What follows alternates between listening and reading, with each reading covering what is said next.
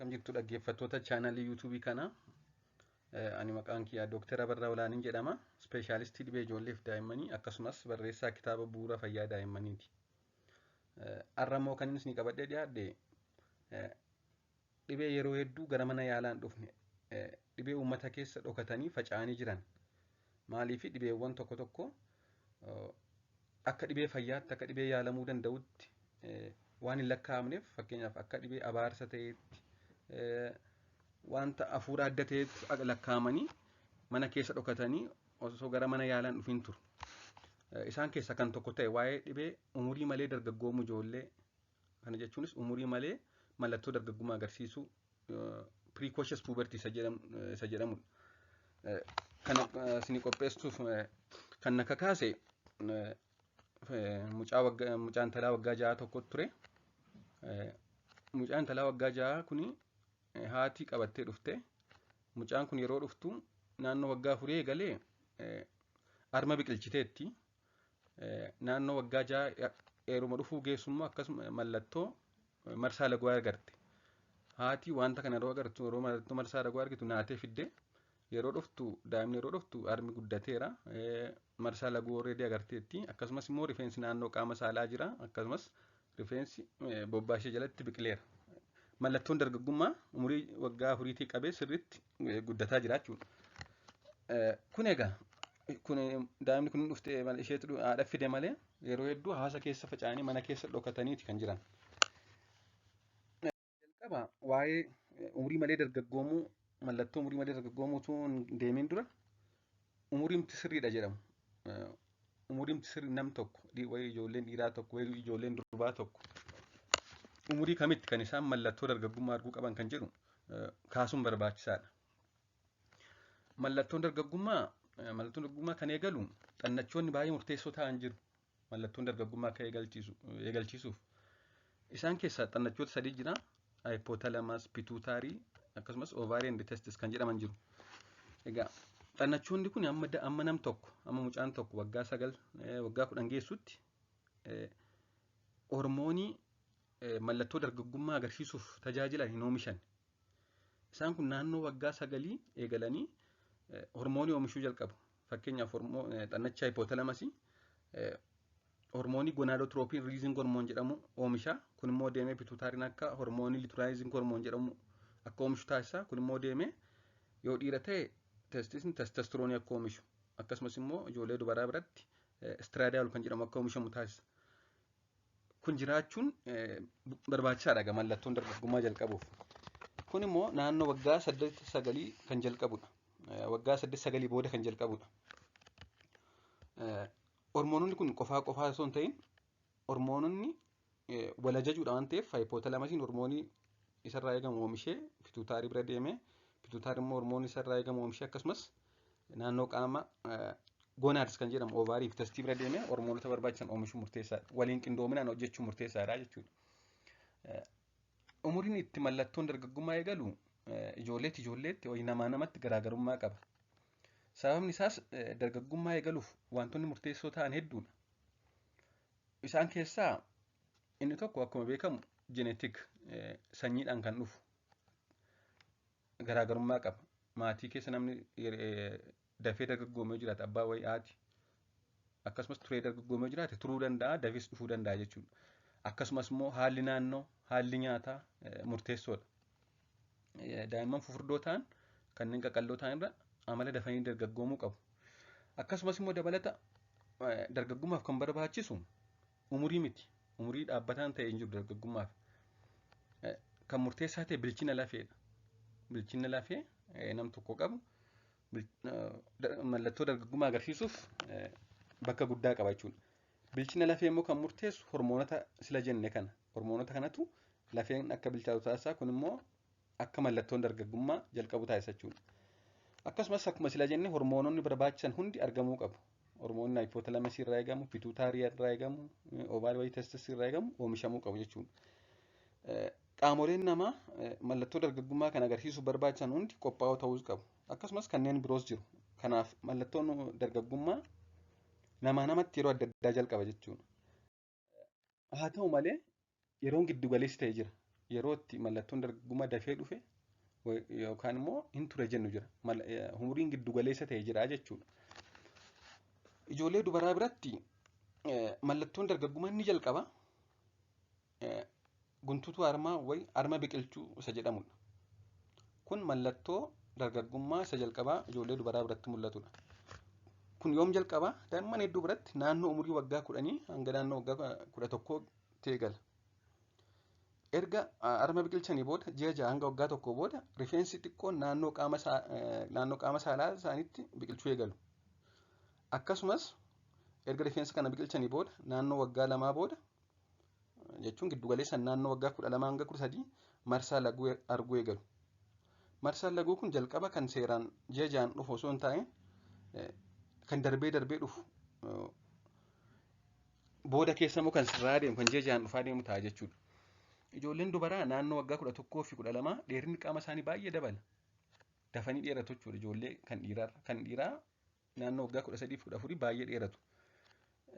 Waggaatti hanga santiimeetira 10 hanga 12 hanga 13 iyyuu dheerachuu danda'u. Naannoo umurii 11 fi 12. Ijoollee dhiiraa biratti ammoo mallattoon dargaggummaa jalqabaa guddachuu cidhaaniiti. Cidhaan isaanii guddata, akkasumas immoo gogaan cidhaan irra jiru hin haphata, hin qallata jechuudha. Kun ammoo yoom eegala? Naannoo waggaa 11 hanga waggaa 12ti. Xiqqoo waggaa tokko ijoollee dubaraarra boodatti jechuudha mallattoon dargaggummaa jalqabuuf ijoollee dhiiraa biratti. Erga kun mul'ate ji'a muraasa booda naannoon cidhaanii gurraacha'uu eegala. Akkasumas immoo waggaa tokko booda sagaleen ijoollee dhiiraa kun furdachuu eegala. Akkasumas naannoo qaama saalaatti rifeensa biqilchuu eegalu. Ariitiin dheerinaa kan dhiirotaa akkuma sila jenne naannoo waggaa 13 fi 14 baay'ee dabala. Akkuma jalqaba jenne egaa sanyii fi haalli naannoo umurii dargaggummaa itti eegalu irratti dhiibbaa mataa isaanii qabu. Fakkeenyaaf ijoollee dubaraa qaamni isaanii furdoo ta'an kanneen qaamni isaanii noormaal ta'e qaqalloo ta'an isaan biratti amara mallattoo dargaggummaa dafanii agarsiisuu qabu. Akkasumas ijoolleen gosa ispoortii akka fiigichaa irratti hirmaatan ijoolleen dhiiraas haa ta'u dubaraa amala dargaggummaan ture boodatti hafee dhufu ni qaba jechuudha. Amma gara yeroo malee dargaggoommuu umurii malee mallattoo dargaggummaa agarsiisutti yoo dhufnu kun precocious puberty jedhamuun beekama. Ijoolleen dubaraa waggaa 8 dura kanneen dhiiraa ammoo waggaa 9 dura mallattoo dargaggummaa agarsiisuu yoo jalqaban dhibee yeroo malee dargaggoommuu yookaan precocious puberty kan jedhamu godhatan. Kana jechuun ijoolleen dubaraa umurii waggaa 8 dura harmi guntutuu naannoo qaama saalaa fi bobaa isaanii jalatti rifeensa biqilchuu marsaa laguu arguu yoo galan precocious puberty yookaan umurii malee dargaggoommuu agarsiisan jechuudha. Kanaaf sila jalqaba irratti akkan jedhe intala waggaa 6 turte naannoo waggaa 4 rifeensa biqilchite achi naannoo waggaa 6 marsaa laguu arguutti kaate. Already harmas biqilchiteet kun waggaa 8 dura waan ta'eef precocious puberty jedhamuun beekama jechuudha. Akkasumas ijoolleen dhiiraa immoo waggaa 9 dura guddachuu cidhaanii, furdachuu sagalee, naannoo qaama saalaa fi bobaa jalatti rifeensa biqilchuu eegalan dhibee fayyaa umurii yeroo malee dargaggoommuu godhatan. Ijoolleen kun amma sababa furdina qaamaan fufurdoo sababa ta'aniif umurii malee mallattoo dargaggummaa kanneen agarsiisanidha. Wantoonni dhibee kana fidan hedduu fi kanneen hanga ariitiin yaala argachuu qabanis ta'uu malu. Inni guddaan yeroo malee dargaggoommuu sana qofa osoo hin ta'in wantoonni dhibee sana fidan, dhibee umurii malee dargaggoommuu kana fidan tokko kan baay'ee rakkoo hin qabne haa ta'an malee darbee garuu kan ariitiin yaala argachuu qaban ta'uu malu. Isaan yeroo malee dargaggoommuu kan fidan wantoota hedduu jiru. Isaan kana gar fageenyaan yoo haasofne karoora barnoota kanaan ala deemna waan ta'eef isaan keessaa muraasa bichaa kaasne dhibee xannachoota akka hippootalaamasi pituutaarii hubuun akka isaan umurii eegamu dursanii hormoonota dargaggummaa jalqabsiisuuf akka oomishan kanneen taasisan. Akkasumas dhiitoo tuumarsa jedhamu dhiitiin adda addaa sammuu keessatti yoo ba'e hanga kaansarii ta'uu danda'a jechuudha. Sababa adda addaa sababa adda addaan sammuun yoo madaa'e insefalaayit bireen absees kan jedhaman kun amala yeroo malee dargaggoomuu fiduu danda'u jechuudha. Yaala dhibee adda addaaf akkasumas qorannoo adda addaaf wantoota raadiyeeshinii qaban wantoota cerarii qaban jechuudha. Yaala akka dhibee kaansarii akkasumas immoo qorannoo adda addaa kanneen akka siitis kan jedhamu yeroo adda addaa sammuu irratti fayyadamanii yeroo ta'e kanneen kun umurii malee dargaggoomuu fiduu danda'u. Kanneen biroo immoo kanneen ka'umsi isaanii hin beekamnee fi kanneen biroo hedduutu jiru. Inni guddaan yeroo malee dargaggoomuu sanatu hin ta'in yeroo malee dargaggoomuun rakkoo adda addaa fida. Rakkoon fidu keessan tokkoffaa wanta ka'umsa dhibee kanaaf sababa ta'e. Fakkeenyaaf akkuma sila jenne tuumar wayitiin adda addaa sammuu keessatti yoo ba'e umurii malee dargaggoomuu fidaa jenneerra. Kanaaf asirratti wanti guddaan umurii malee dargaggoomuu sana osoo hin ta'in ixiin sammuu sun rakkoo cimaa fiduu danda'a jechuudha. Daa'imman yeroo malee yoo dargaggooman jalqaba xiqqoo dafanii dheeratu. Daa'imman umurii isaanii jalqaba akka wanta mallattoo akka dafanii dheerachuu wayii agarsiisu. Haa ta'u malee lafeen isaanii dafee guddina waan dhaabuuf guddina waan xumuruuf booda keessa hojjaan isaanii baay'ee gabaaboo ta'u jechuudha. Akkasumas immoo ilaalcha gaarii hin taane ofiif qabaachuu irraan kan ka'e rakkoo xiinsammuu godhachuu malu. Umurii irraa eegamu malee wanta hiriyoota isaanii bira hin jirre gaafa ofirratti argan ilaalcha isaan ofiif qaban baay'ee hammaataa ta'uun rakkoo xiinsammuu godhachuu malu.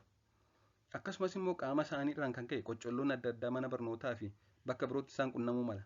Kun immoo akka isaan dhibee xiinsammuu sana caalmaatti godhatan taasisa. Akkasumas immoo akka isaan barnoota isaanii irratti effektiiv hin taane isaan taasisa jechuudha. Hawaasa irraa adda baafamuun akka mana keessa dhokatanii jiraatan taasifamuu danda'u jechuudha. Kanaafuu ijoolleen mallattoo kana yoo agarsiisan jechuun mallattoon dargaggummaa ijoolleen durbaa waggaa 8 dura akkasumas ijoolleen dhiiraa waggaa 9 dura yoo agarsiisan dafanii gara mana yaalaa deemuun qorannoon barbaachisu ta'ee fi wanti kana fide adda ba'ee yaalamuu akkuma sila jenne wanti ka'umsa dhibee kanaa kan ta'e qoratamee adda ba'ee yaalamuu qaba. Akkasumas immoo qorichoota adda addaa akka mallattoon dargaggummaa hanga umuriin ga'utti akka turan taasisan jijjiiru waan ta'eef isaan kana fudhachiisuun barbaachisaadha. Kun maal fayyadaa? Mallattoo dargaggummaa sun yoo xiqqoo ture ilaalcha isaan ofiif qaban hiriyoota isaan irraa adda ta'anii kan mul'atan sun waan xiqqoo turuuf xiinsammuu isaan irratti dhiibbaa uumuu sun hin hir'ata jechuudha. Akkasumas egaa wanti kun dhibee yeroo dheeraa waan ta'eef hordoffii mana yaalaa taasisuun baay'ee murteessaadha. Akkasumas wanti kun akka barnootaaf xiinsammuu isaanii hin miine taasisuun xiinsammuu isaanii jajjabeessuu akka isaan wanti kun barnoota isaanii irratti rakkoo hin uumne taasisuun gahee maatiiti jechuudha. Waa'ee yeroo malee dargaggoomuu kan hin qabadhee dhiyaadde kanuma. Gaaffii adda addaa yaada adda addaa qabaattan koomentii jala naa kaa'aa. Kan itti aanutti immoo waa'ee dargaggummaan turee dhufu yoom kan turee dhufe jenne yoom ijoolleen durbaa mallattoon dargaggummaa utuu hin dhufin ture jenne kan dhiiraa osoo mallattoon dargaggummaa hin dhufin ture kan jenne yoom akka ta'e maal gochuu akka qabnu barnoota itti aanutti qabadhee isinii dhiyaadhaa. Ammaaf galatoomaa.